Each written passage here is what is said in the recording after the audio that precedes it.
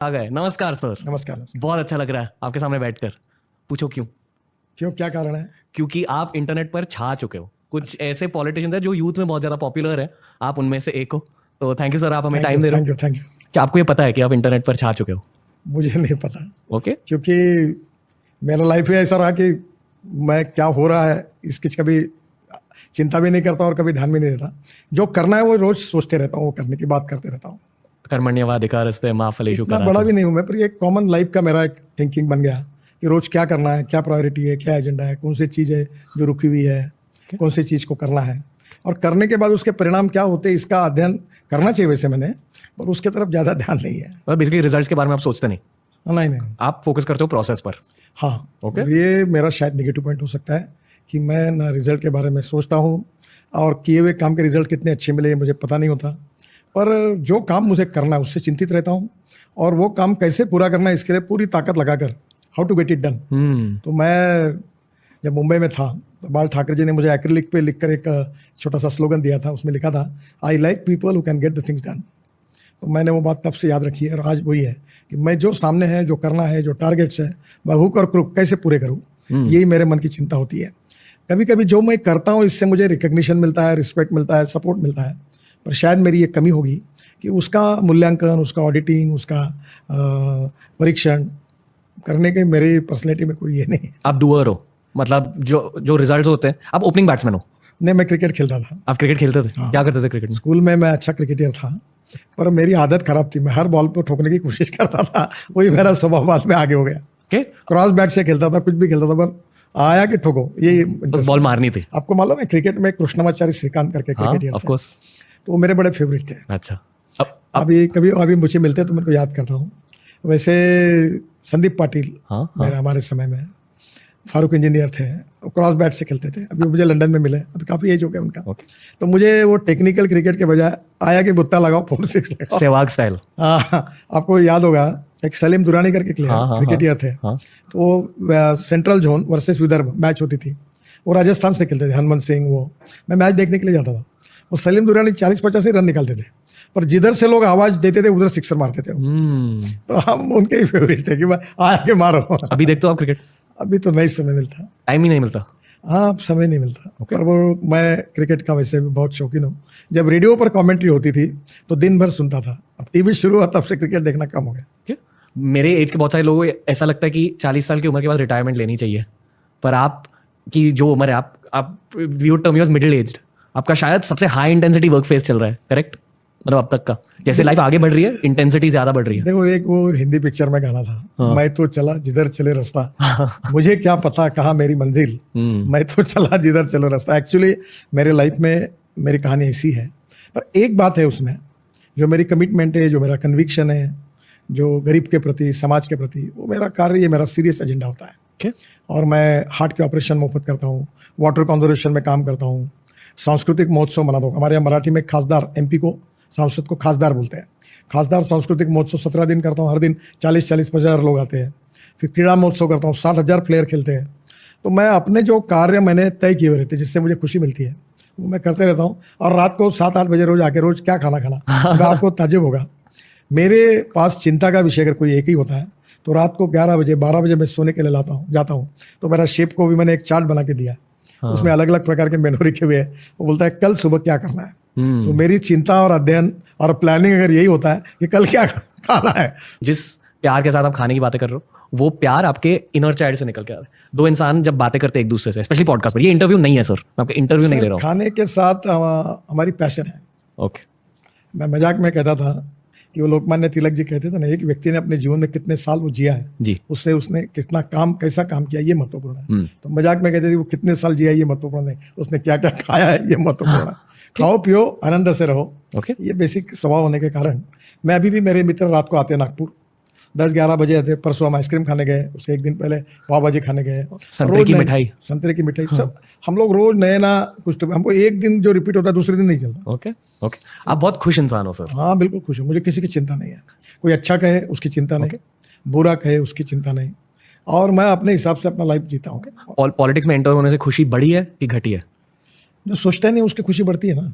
मतलब देखो, जो भविष्य की चिंता करता है जिसको चुनाव जीतने के बारे में, चुनाव लड़ने के बारे में चिंता होती है, वो सोचता है। हमें चिंता ही नहीं है। मुझे विश्वास है कि मैं चुनाव जीतूंगा, मैं काम करते रहता हूँ। भविष्य की चिंता नहीं करना और वर्तमान काल में भूतकाल के अनुभव के आधार पर खुशी से जीना और काम करते रहना और अपना खुद का तो देखना ही। देखो, मैं कोई साधु सन्यासी नहीं हूँ, मुझे भी मेरा परिवार, मेरा घर, मेरी बेटी, इनकी सबकी चिंता है। पर ये चिंता थोड़ी पूरी होने के बाद मैं समाज के जो गरीब है, शोषित है, पीड़ित है, जो असहाय है, दिव्यांग है, जो हार्ट का ऑपरेशन, कैंसर का, खूब सेवा का काम करता हूँ। अभी मेरे 27 मई को मेरे जन्मदिन पे एक वैन लॉन्च हुई आई कैम्प वाली। अब कल ही मैंने दूसरी वैन लॉन्च हुई, तो उनने 23,000 लोगों की आंखों की जांच की, 950 कैटरेक्ट के ऑपरेशन फुकट कर दिए, 3,000 लोगों को चश्मा लग गया और करीब 150 लोगों को कान के मशीन लग गए, वो डिजिटल। तो मुझे ऐसे काम, मैंने 500 लोगों को पैर लगा दिए, 40,000 से ज़्यादा हार्ट के ऑपरेशन किए। तो मुझे ये सब काम करने से खुशी होती है, आनंद होता है। आप ये सब क्यों कर रहे हो? मतलब आप पॉलिटिक्स में क्यों हो? देखो, पॉलिटिक्स में क्यों, ये मेरा स्वभाव ही पॉलिटिकल था पहले से? हाँ, बचपन से? विद्यार्थी था, स्टूडेंट लीडर था, तो आरएसएस से मेरा संबंध था और तब से मैं इमरजेंसी के खिलाफ, जयप्रकाश जी के आंदोलन में, मैं जब मेरा उससे नुकसान हुआ, मैं इंजीनियरिंग कॉलेज नहीं जा पाया और मुझे 11th में 52% मार्क मिले, क्योंकि मैं एजुकेशन में उस साल ध्यान नहीं दिया और मेरा साइंस में 49.26% है। वाह। तो मैं इंजीनियरिंग के एडमिशन को डिस्क्वालीफाई हुआ कि 50% के ऊपर चाहिए। अब मुझे 6 डिलीट मिल गई, 7वीं में भी मिलने वाली है। मैं अभी भी डॉक्टर नहीं लगा था, क्योंकि मुझे वही है कि मैं इंजीनियरिंग के एडमिशन के लिए डिस्क्वालीफाई हुआ। तब मैं जयप्रकाश जी के आंदोलन में साइक्लोस्टाइल मशीन होती थी उस समय, उससे पत्रक निकाल के पहुंचाता था, ये करता था। वो करते करते 75 से 77 इमरजेंसी, फिर जनता पार्टी का चुनाव हो गया, उसमें मैं राजनीति में लग गया। फिर 2 साल के बाद फिर मेरे विचार परिवार में कि जो लोग थे संघ के विधायक, उन्होंने कहा कि तुम राजनीति में जाओ। तो 1980 में जब भारतीय जनता पार्टी की स्थापना हुई तो मैं भारतीय जनता पार्टी का कार्यकर्ता बना और तब से मैं काम कर रहा हूँ। और मैं आपको एक बात बताता हूँ, पॉलिटिक्स की व्याख्या को रिडिफाइन करना चाहिए। मेरी व्याख्या अलग है। Politics is a instrument of socio economic reform.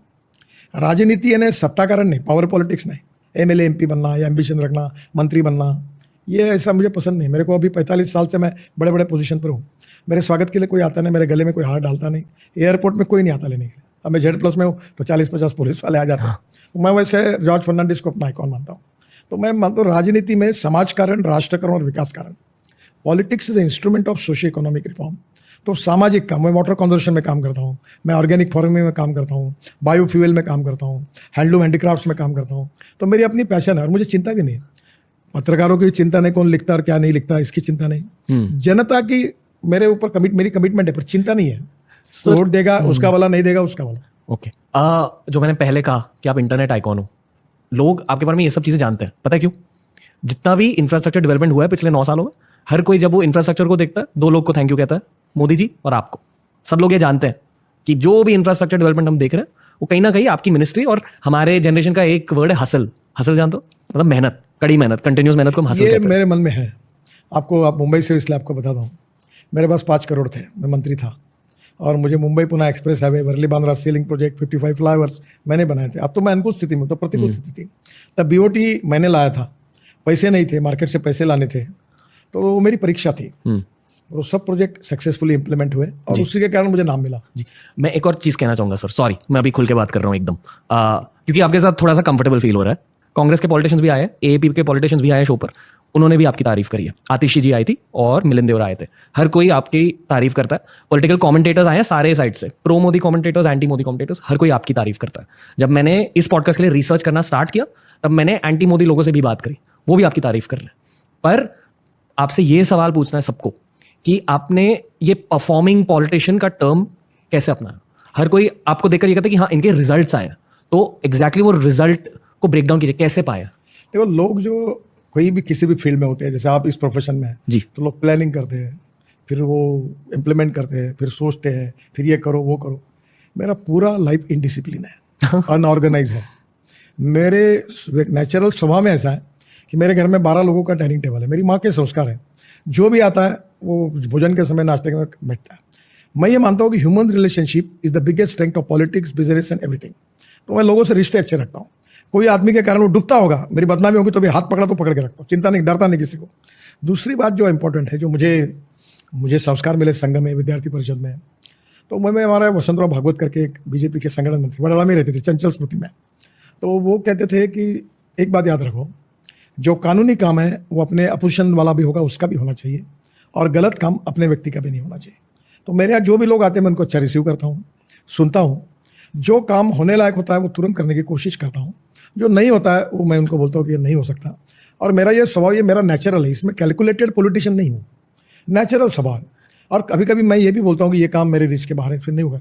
दूसरी बात, ऐसा लोग बोलते हैं कि राजनीति में झूठ बोलना पड़ता है, चिकनी बातें करनी पड़ती है, मैं करूँगा, मैं देखूंगा। मैं ऐसा नहीं बोलता, मैं बोलता हूँ ये होता है या नहीं होता है, ओके हाँ या ना। ओके तो मैं ये जो स्वभाव से जो मेरा नेचुरल बना है, जिसके पीछे ना कोई मैनेजमेंट है ना कोई उद्दिष्ट है, वो नेचुरल, इससे मैं सबसे व्यवहार करता हूँ। Okay. उसी के कारण लोगों का मेरे ऊपर प्रेम हुआ। देखो सर, मैं जर्नलिस्ट नहीं हूँ। अक्सर जर्नलिस्ट जब आप लोगों से बात करते हैं ना, या तो आपको अटैक करते हैं, या तो इलेक्शंस या कांग्रेस वर्सेस बीजेपी ऐसे टॉपिक्स लेकर आते हैं। कोई भी गवर्नेंस के बारे में बात नहीं करता कि एक बार आपने इलेक्शन जीत ली, एक बार आप पावर में हो, तो एक्जैक्टली गवर्नेंस कैसे करते हैं, पॉलिसीज कैसे बनते हैं, आप क्या सोचते हो, आप कैसे बनाते हो। क्योंकि आपने रोड और ट्रांसपोर्ट की पढ़ाई नहीं की है, आप मिनिस्टर बन गए, तो उस पॉइंट पे आप खुद को प्रिपेयर कैसे करते हो, इससे थोड़ा ब्रेक डाउन कर दीजिए। और दूसरे मिनिस्ट्रीज आपकी मिनिस्ट्री जितना परफॉर्म शायद कर रहे हैं, शायद नहीं कर रहे हैं, पर अगर किसी की परफॉर्मेंस इंक्रीज करनी है as a politician in power, तो कैसे करता है? देखिए, पहले बात तो आप जितनी बातें बता रही उसका ना मैंने कभी विचार किया, ना करता हूँ ना मुझे करना है। ओके एक बात क्या होती है मैं आपको बताता हूँ जी। जो मेरे नुस्खे है, जैसे बोलते ना आजी भाई का बटुआ बोलते हैं, वैसे मेरी बताता हूँ आपको। मेरे छोटे से छोटे काम करने वाले व्यक्ति से मेरी रिलेशनशिप है। मैं छोटा सा डिप्यूटी इंजीनियर भी क्यों ना उससे रिस्पेक्ट से बात करता हूँ, उसके स्वास्थ्य की, उसके परिवार की कभी बोलते हुए चिंता करता हूँ। घर में आया तो उसको भोजन को बिठाता हूँ, अच्छी बात करता हूँ, पीठ पे हाथ घुमाता हूँ। कोई अच्छा काम करता है उसका अभिनंदन करता हूँ, और अगर गलत काम हो तो गाली गलौज भी करता हूँ। तो ये सब नेचुरली मेरे से होता है।